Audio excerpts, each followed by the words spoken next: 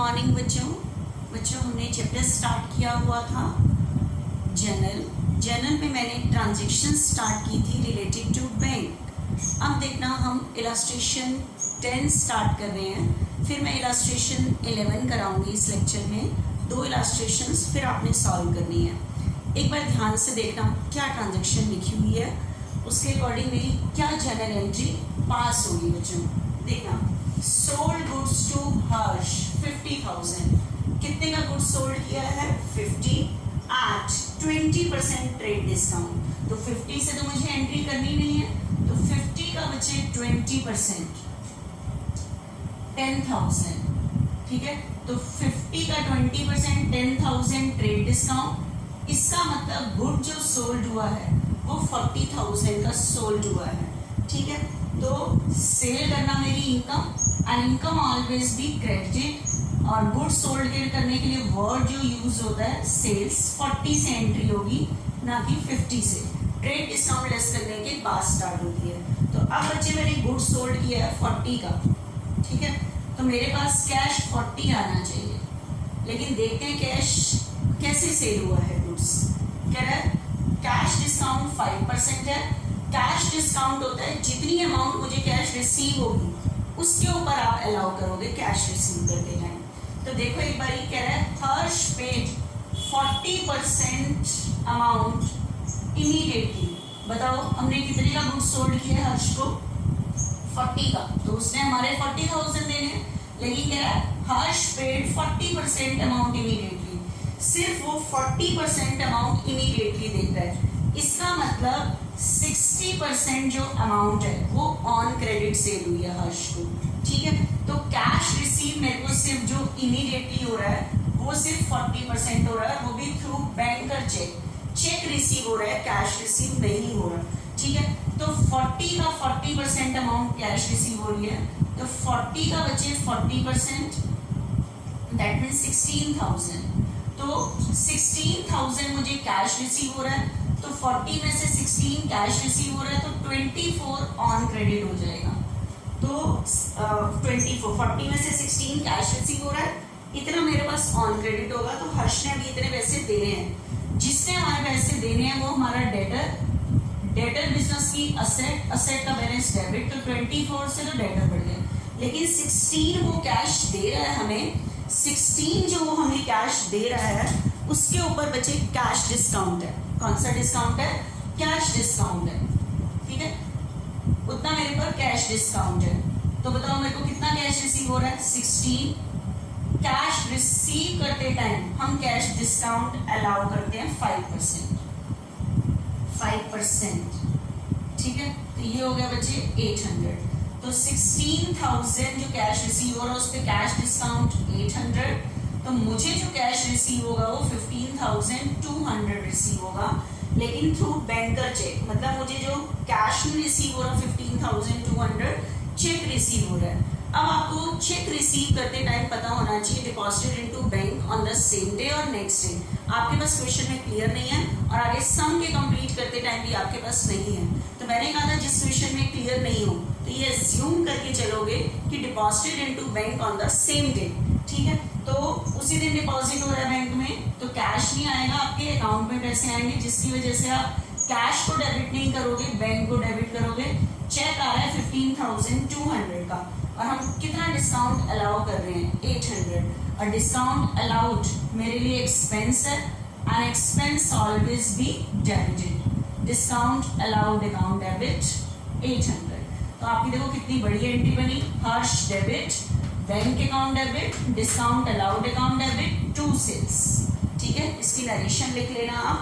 तो ये एंट्री पास होगी आपकी इस ट्रांजेक्शन की। देखना मुझे नेक्स्ट ट्रांजेक्शन और पढ़ते हैं हम सेकेंड।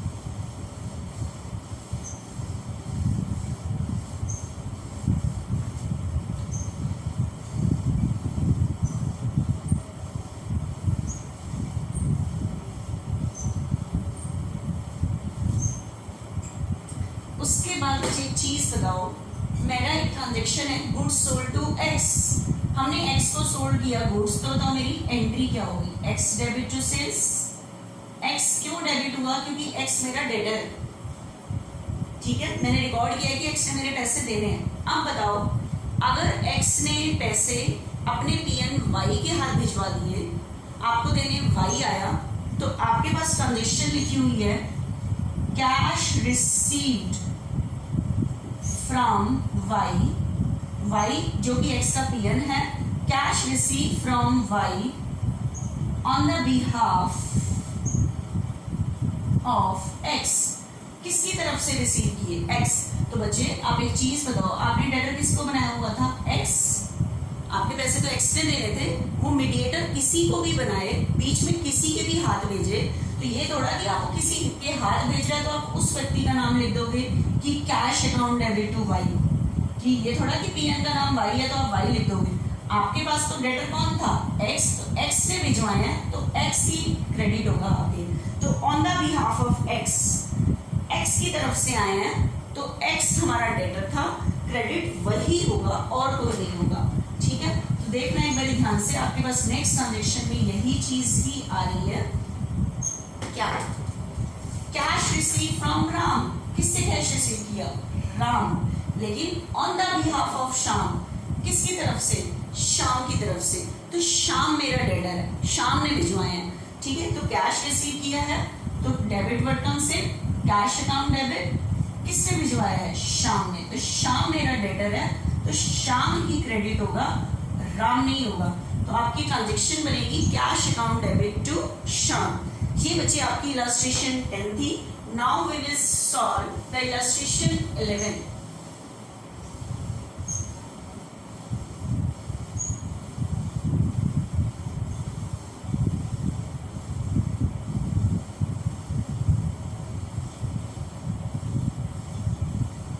देखना बच्चे ध्यान से। अब आपके पास नेक्स्ट इलस्ट्रेशन आ रही है बच्चे, illustration 11।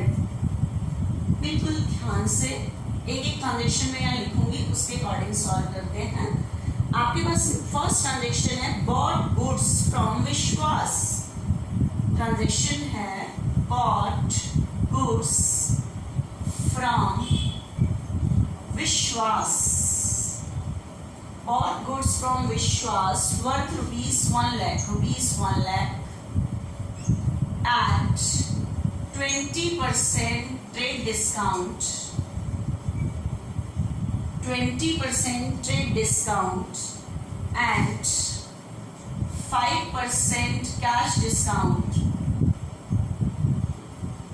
5% cash discount, paid full payment, paid full amount at the time of purchase itself। क्या मतलब है इसका? आपके पास ये ट्रांजेक्शन लिखी हुई है बच्चे, परचेज गुड्स फ्रॉम विश्वास। किससे गुड्स परचेज किया गया है? विश्वास। 1 लाख, तो 1 lakh list price, 20% trade discount less करो। इसका मतलब हमने गुड्स कितने का परचेज किया? 80। तो गुड्स मेरे लिए परचेज करना मेरे लिए expense, and expense always be debited. लेकिन गुड्स परचेज के लिए वर्ड यूज होता है परचेजेस। एंट्री 1 लाख से नहीं होगी, 80 से। लेकिन परचेज मैंने फॉर कैश किया है या ऑन क्रेडिट, ये मैं चेक करती हूँ। 5% कैश डिस्काउंट है। कैश डिस्काउंट तभी होगा या तो आप कैश रिसीव करोगे या कैश परचेज करते टाइम हम कैश पे करेंगे। तो कैश पे करते टाइम हम डिस्काउंट रिसीव करते हैं। ठीक है, एक बार चेक करते हैं क्या कह रहा है। Paid full payment, full amount at the time of purchase itself.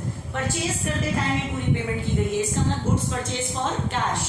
ठीक है, तो इस टाइम आपको पूरी पेमेंट उसी टाइम की गई है, तो 80 पूरा कैश पे कर रहे हैं।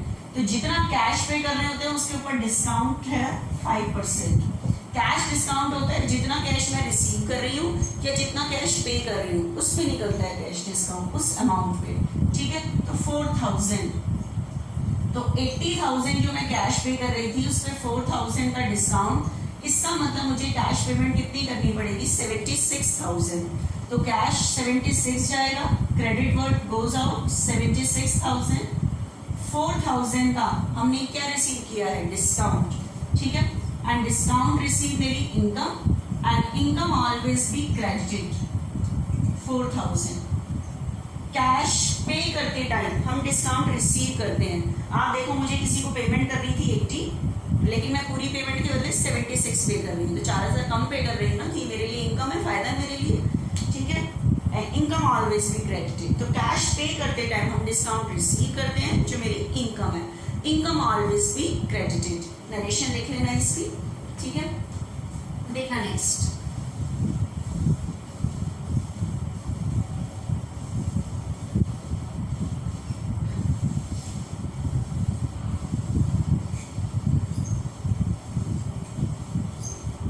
उसके बाद बच्चे नेक्स्ट ट्रांजेक्शन आपके पास आ रही है, bought goods from Trisha।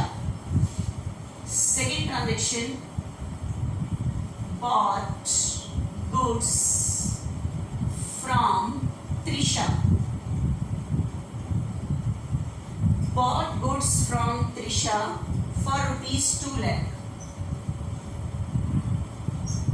2 lakh at 5% cash discount। 5% cash discount and 10% trade discount। 10% trade discount, पहले ट्रेड डिस्काउंट लेस होता है सबसे पहले, ये चीज ध्यान रखना, बेशक से क्वेश्चन में कहीं पे भी दिया है ट्रेड डिस्काउंट।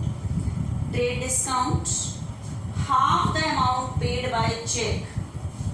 उसके बाद कह रहा है half the amount paid by cheque at the time of purchase। at the time of purchase। अब आपके पास लिखा है बच्चे, जब मैं आपको इलस्ट्रेशंस करा रही हूं, आपके पास आगे नोटबुक बुक खुली होनी चाहिए कि मैं क्या बता रही हूं, ठीक है। bought goods from Trisha 2 lakh, तो 2 lakh ट्रेड डिस्काउंट के बने, इसका मतलब लिस्ट प्राइस है। 10% ट्रेड डिस्काउंट, सबसे पहले ट्रेड डिस्काउंट लेस होता है 10%, तो 2 लाख का 10% 20। इसका मतलब गुड्स मैंने कितने का परचेज किया है 180, मुझे ये अमाउंट पता लगी परचेज की, तो गुड्स परचेज करना मेरे लिए एक्सपेंस है, an expense always be debited. 180 का गुड्स परचेज किया। अब बात आ रही है इस गुड्स परचेज की मैंने पेमेंट फॉर कैश मतलब कैश परचेज किया या ऑन क्रेडिट। एक बार चेक करते हैं, गुड्स मैंने 180 का परचेज किया तो मुझे पेमेंट इतनी करनी है, लेकिन क्या है half the amount paid by cheque, आधी अमाउंट पेमेंट चेक से हुई है, तो इसकी आधी कितनी हो जाएगी 90। इसका मतलब बच्चे चेक से पेमेंट करो या कैश पेमेंट करो, तो है तो कैश पेमेंट, इसका मतलब आधी पेमेंट कैश है और आधी ऑन क्रेडिट हो गई, तो आपने आधे अभी पैसे देने हैं, ठीक है। किससे गुड्स परचेज किया है त्रिशा, तो आपने आधे त्रिशा के पैसे देने हैं, तो ये देने हैं, तो ये आपकी इस टाइम क्या इंक्रीज हो गई लायबिलिटी का बैलेंस क्रेडिट 90 देने हैं आधी पेमेंट चेक से हो रही है। और आपको पता है पेमेंट जब चेक से कर रहे हैं या कैश से कर रहे हैं, कैश पे करते टाइम कैश डिस्काउंट होता है, तो कैश डिस्काउंट ये मत समझना सिर्फ कैश पेमेंट कर रहे हो आप, बच्चे आपके घर से कैश जाए या आपके अकाउंट से पैसे जाए, है तो पेमेंट ही ना, कैश पे पैसा तो जा ही रहा है, तो कैश डिस्काउंट अगर आप एट ए टाइम पेमेंट जितनी कर रहे हो उसके ऊपर निकलता है कैश डिस्काउंट। तो कितनी कैश पेमेंट कर रहे हो आधी 90, और इसके ऊपर कैश डिस्काउंट है 5% 45, ठीक है। तो 45 कैश डिस्काउंट, इसका मतलब चेक से जो पेमेंट होगी वो होगी हमारी 85,500, तो चेक जो पेमेंट होगी वो 85,500। मैंने आपको बताया था अगर हम चेक से पेमेंट करते हैं, ठीक है, तो पैसे कहाँ से जाते हैं बैंक से, तो उस टाइम कैश को क्रेडिट नहीं करेंगे, बैंक को क्रेडिट करेंगे, और मैंने चेक दिया 85,500 क्योंकि 4,500 का कैश डिस्काउंट रिसीव हो रहा है, ठीक है। टू डिस्काउंट रिसीव्ड 45, ठीक है। तो बच्चे मेरे अकाउंट से पैसे जाएं या मेरे घर से कैश जाए मेरे बिजनेस से, तो कैश पेमेंट तो हम कर रहे हैं ना, कैश पे करते टाइम जो डिस्काउंट है वो कैश डिस्काउंट है, बेशक से मैं चेक से पेमेंट करूं, बेशक से वो मैं कैश पेमेंट करूं, ठीक है। तो वो चीज तो हमारी आएगी डिस्काउंट की। ठीक है बच्चे, देखना नेक्स्ट नरेशन देख लेना।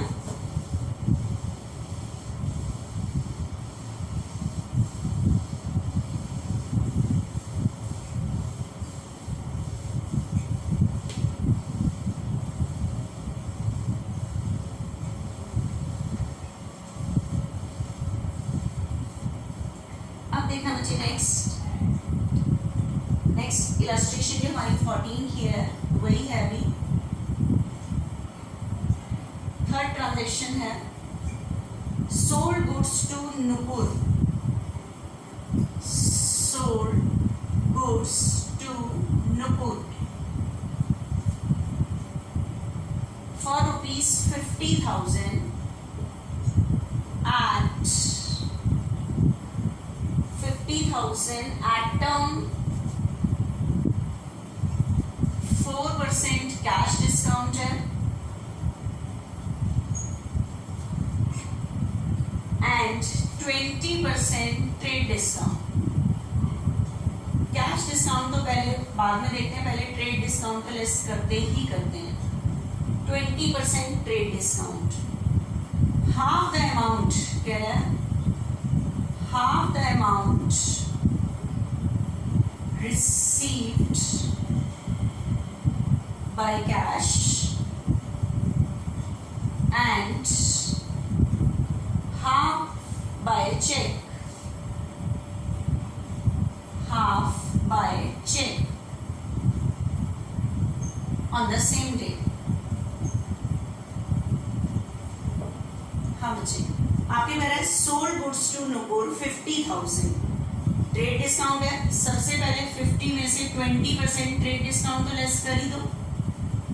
इसका मतलब गुड्स मैंने कितने का सोल्ड किया है? 40 का। गुड्स सोल्ड करना मेरी income, and income always be credited, और गुड्स सेल करने के लिए वर्ड सेल। अब सुनो बच्चे, गुड्स मैंने कितने का सोल्ड किया है? 40। और कह रहा है, अब देखते हैं कि कितनी कैश रिसीव हुआ है या ऑन क्रेडिट है, क्या है? कह रहा है half the amount receive in cash, आधी अमाउंट कैश रिसीव हुई है, एंड हाफ बाय चेक, और आधी चेक से। इसका मतलब पूरा गुड्स कैश ही सेल्ड हुआ है। कोई मुझे कैश से पेमेंट करे या चेक से पेमेंट करे पूरी पेमेंट, तो पूरा या तो मेरे कैश आ रहा है या मेरे अकाउंट में जा रहा है। ये गुड्स सोल्ड फॉर कैश है, तो इसका मतलब मेरे पास 40,000 पूरे आ रहे हैं। ठीक है, 40,000 पूरा ही कैश आ रहा है, तो कैश डिस्काउंट पूरे उस पर निकलेगा 4%। तो 40,000 पर 4% 1600, तो 1600 का कैश डिस्काउंट, क्योंकि मेरे पास पूरा कैश रिसीव हो रहा है, ऑन क्रेडिट नहीं है।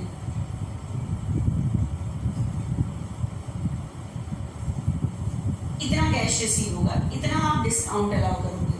आप बताओ, इतना डिस्काउंट अलाउड है कैश रिसीव कर देना है, लेकिन ये जो अमाउंट मुझे रिसीव हो रही है, ये आधी कैश और आधी चेक, मतलब 19,200 कैश, 19,200 चेक। आपको चेक रिसीव हो रहा है। चेक रिसीव करते टाइम आपको देखना होता है deposited into bank on the same day और नेक्स्ट डे। आपके पास आगे क्वेश्चन में कुछ नहीं मेंशन है ये कब हुआ है, तो आप ये ज्यूम करके चलोगे ये इसी दिन बैंक में डिपॉजिट हो गया है। ठीक है, तो बताओ कैश मेरे पास कितना आ रहा है? 19,200, तो कैश अकाउंट डेबिट 19,200। चेक जो आ रहा है, पैसे कहाँ पे आएंगे? अकाउंट में। Bank account debit 19,200। 1,600 जो कम आए हैं ये हमने डिस्काउंट अलाउड किया है, ये हमारे लिए एक्सपेंस है, and expense always be debited. ठीक है, तो cash account debit, bank account debit, discount allowed account debit to sales. 40 cash sale की थी, इतना हमने डिस्काउंट अलाउ किया, आधी पेमेंट कैश आधी चेक। कैश डिस्काउंट ये नहीं कि मुझे कोई कैश दे रहा है तभी आप अलाउ करोगे। डिस्काउंट आपके पास अगर कैश आए, बेशक से चेक आए, आपके पास कैश आ रहा है या आपके अकाउंट में पैसे आ रहे हैं, जी पैसे तो आपको रिसीव हो रहे हैं ना, तो आपको कैश डिस्काउंट तो अलाउ करना ही पड़ेगा यहाँ पे।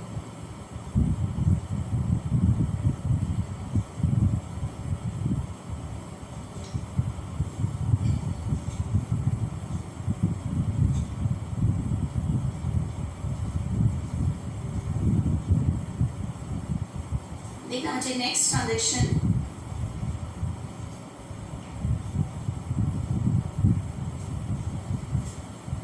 नेक्स्ट ट्रांजेक्शन मेरे पास आ रही है बच्चा, देखो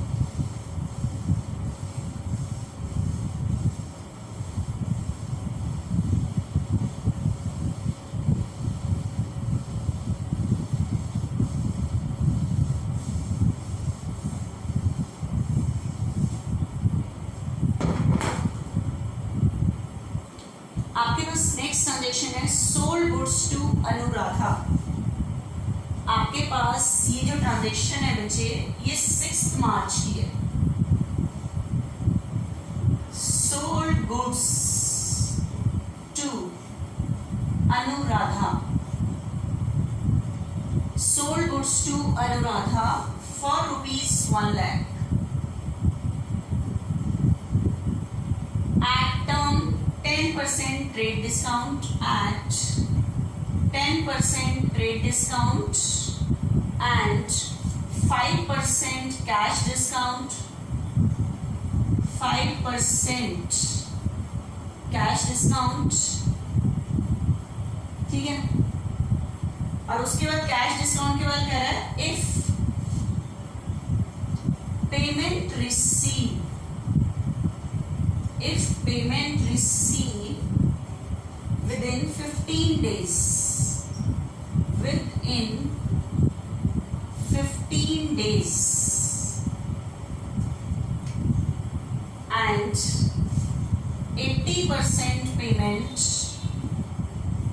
80% payment is received on 18th March by check। अब मेरी बात को ध्यान से देखना, इतनी बड़ी ट्रांजेक्शन है आपके पास। Goods sold to Anuradha for ₹1 lakh at 10% trade discount. बताओ लिस्ट प्राइस कितना है? 1 lakh, 10% ट्रेड डिस्काउंट, इसका मतलब गुड्स कितने का सोल्ड हुआ है? 90। तो 6 मार्च को आपकी एंट्री होगी गुड्स सोल्ड की। गुड्स सोल्ड करना मेरी इनकम, गुड्स सोल्ड के लिए वर्ड इनकम ऑब्वियसली क्रेडिट, और गुड्स सोल्ड के लिए वर्ड यूज होता है बच्चे सेल्स, ठीक है। तो ये आपने सेल वर्ड यूज किया। अब देखते हैं कैश रिसीव हो रहा है या नहीं। 5% कैश डिस्काउंट है, लेकिन कैश डिस्काउंट तभी होगा जब आपको कैश रिसीव हो रहा है। कह रहा है कैश डिस्काउंट तब है if payment receive in within 15 days. अगर पैसे आज आ जाते हैं या 15 दिन में भी आते हैं तो कैश डिस्काउंट दिया जाएगा, ठीक है। तो 15 दिन कैसे? आज देखो हम कितने कौन सी डेट पे सोल्ड कर रहे हैं? 6 मार्च। अगर कह रहा है पेमेंट 15 डेज में रिसीव होती है, मतलब 21 मार्च तक अगर रिसीव होती है तो कैश डिस्काउंट तभी दिया जाएगा। अगर 21 मार्च के बाद रिसीव होती है पेमेंट तो डिस्काउंट नहीं अलाउ करोगे, क्योंकि कंडीशन है, इसी कंडीशन पे है 5% cash discount if payment receive with in 15 days. अगर पेमेंट 15 डेज के अंदर रिसीव होती है, ठीक है। तो इसका मतलब आज तो हमें कुछ भी कैश रिसीव नहीं हो रहा, क्योंकि कह रहा है 80% पेमेंट रिसीव हुई है। कौन सी डेट पे? 18 मार्च, ठीक है। तो इसका मतलब 6 मार्च को सारा गुड्स ऑन क्रेडिट सोल्ड हुआ है। किसको सोल्ड हुआ है? अनुराधा को। तो अनुराधा मेरी डेटर है एट प्रेजेंट। इस टाइम कैश डिस्काउंट की कैलकुलेशन क्यों नहीं करोगे? क्योंकि अभी 6 मार्च को सारा गुड्स ऑन क्रेडिट सोल्ड हुआ है, ठीक है। तो अब वो कह रहा है 80% पेमेंट इज रिसीव ऑन 18 मार्च। कितनी पेमेंट रिसीव हो रही है 18 मार्च को? 80%। और 21 मार्च तक अगर वो उसने कहा था रिसीव हो जाता है तो कैश डिस्काउंट है, तो 21 मार्च से पहले ही रिसीव हो रहा है तो आप कैश डिस्काउंट अलाउ करोगे, ठीक है। तो देखना एक बारी 90,000 अनुराधा ने देने थे, कितनी पेमेंट कैश आ रही है मेरे पास? 80%। तो 90 का 80% होगा बच्चे 72,000। तो इतनी पेमेंट कैश आ रही है सिर्फ मेरे पास 72।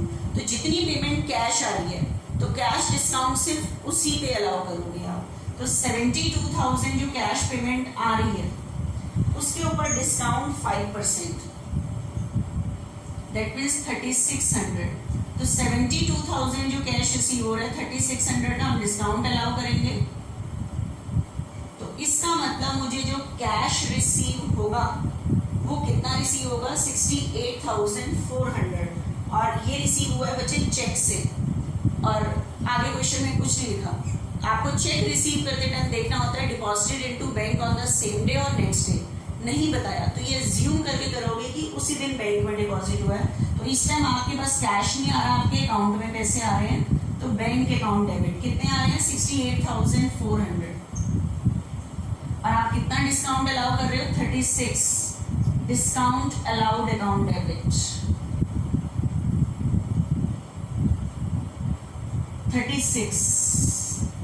किसने दिया ये कैश? अनुराधा। अनुराधा मेरी डेटर है, डेटर इंक्रीज पे डेबिट, डिक्रीज पे क्रेडिट।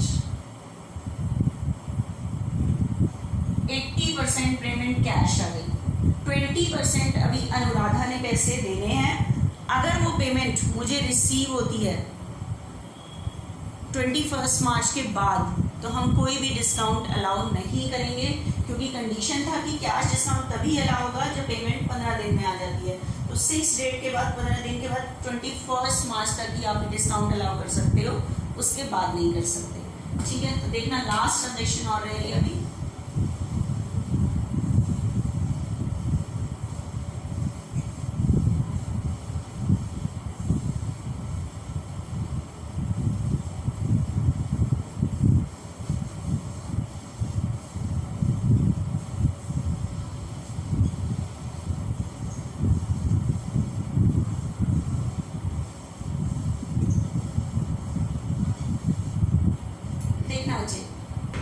लास्ट ट्रांजेक्शन है आपकी 20 मार्च की। ठीक है, इसके अंदर क्या करना है ध्यान से देखना।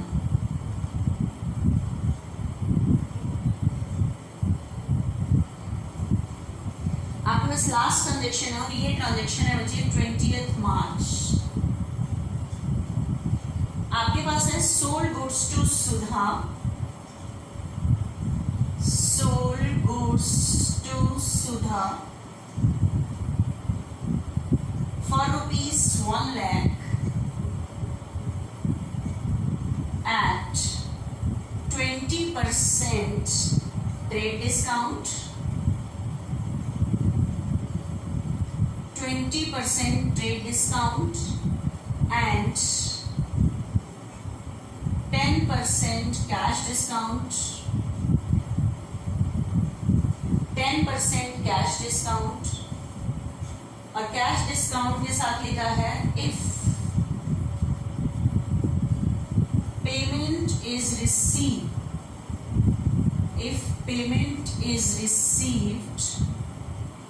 With in 10 days,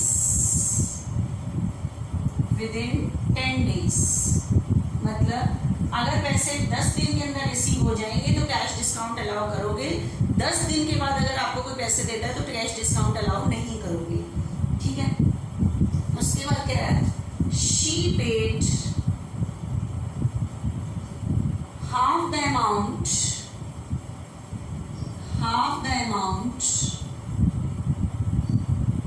on March 26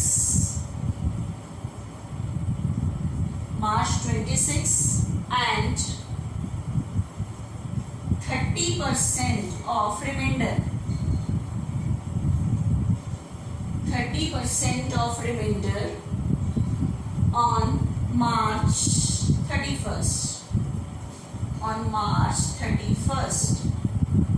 ठीक है, अब ध्यान से देखना।